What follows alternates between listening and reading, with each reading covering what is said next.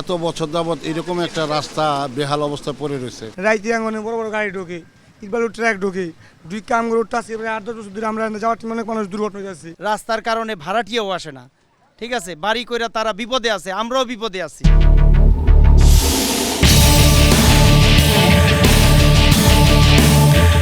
মানুষের চলাচল খুবই কষ্ট, রিক্সাগুলো ভাঙ্গে ফিরে পড়ে, চলার অযোগ্য। কোনো লোক নাইকা এই রাস্তাটা দেখার জন্য। ঢাকার দক্ষিণ কেরানীগঞ্জের সুভাড্ডা পূর্বপাড়া থেকে চিতাখোলা পর্যন্ত সড়কটি এখন দুর্ভোগের প্রতীক। এক যুগেও রাস্তাটি সংস্কার না করায় চরম ভোগান্তিতে এলাকার বাসিন্দারা। সাবান ফ্যাক্টরি রোড নামে পরিচিত রাস্তাটি থাকে 12 মাসই কাদা পানিতে জর্জরিত।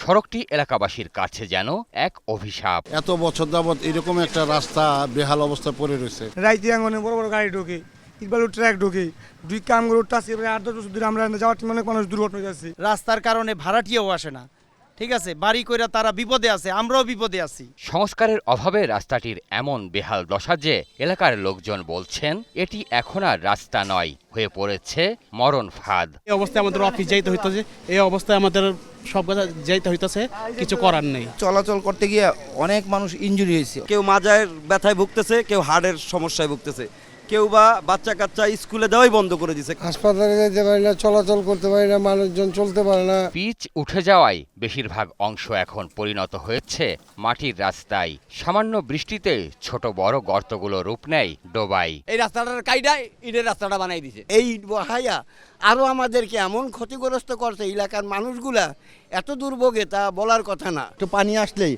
মানুষ হাঁটতে পারে না। এই পানি দিয়ে মনে করেন মানুষের গা টা সব গায়ে যা নামাজ পড়তে যাইতে পারে না।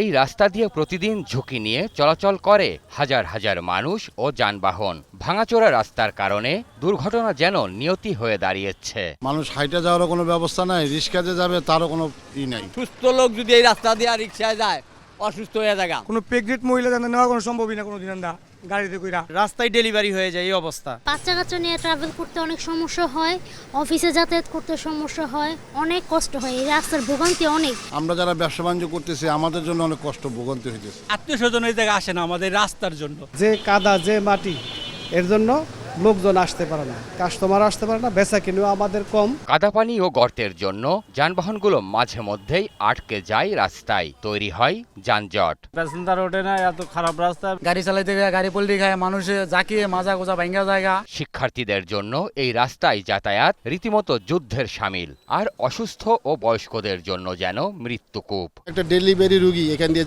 যাতায়াত করতে পারে না, একটা হার্টের পেশেন্ট এখান দিয়ে যাতায়াত করতে পারে না। আমরা তো তারপর কোন রকম চলতে পারতেছি। ছোট ছোট বাচ্চারা দেখা গেল অনেক সময় এখানে হুট করে পড়ে যায় পিস্তা খায়। অনেক পানি, তাই আসতে চায় না রিস্কা এই জায়গায়। রাস্তা ভাঙা থাকে, স্কুলে যেতে পারি না, কাদার জন্য ড্রেস নষ্ট হয়ে যায়। একটা অসুস্থ মানুষ যদি এখানে যায় নিতে নিতে রিক্সার ঝাঁকিতেই মারা যাবে, গাড়ি ঝাঁকিতেই মারা যাবে। এলাকাবাসীর অভিযোগ, রাস্তাটির সংস্কারের জন্য কর্তৃপক্ষকে বারবার জানানো হলেও কাজের কাজ হয়নি কিছুই। আমরা অনেকবার রিপোর্ট জানাইছি, কিন্তু আমাদের রিপোর্টের কোনো গুরুত্বই আসে নাই। এই রাস্তার কাজ করতে সদিচ্ছা লাগে, এই রাস্তার কাজ করতে টাকা পয়সা লাগে না, সদিচ্ছা কারোই নাই। উপজেলা প্রশাসন বলছে জনভোগান্তি কমাতে সড়কটি সংস্কারের উদ্যোগ নেওয়া হয়েছে। যে রাস্তাগুলো আছে সংস্কার করা প্রয়োজন, খানাখন্দগুলো আপনার ভরাট করা প্রয়োজন, সেগুলো সংস্কার করার জন্য দ্রুত আমরা ইতিমধ্যে ইউনিয়ন পরিষদগুলোকে আমরা বলে দিয়েছি, তারা কাজ করছে। দ্রুত সড়কটি পুনর্নির্মাণের জন্য বর্তমান সরকারের কাছে জোর দাবি জানান ভুক্তভোগী বাসিন্দারা। এই চিত্র দেখে বোঝার উপায় নেই এটি চাষের জমি নাকি মানুষের চলাচলের রাস্তা। বর্ষাকাল তো বটেই, শীত মৌসুমেই এই পরিস্থিতিই থাকে এই সুভাড্ডার রাস্তাটি।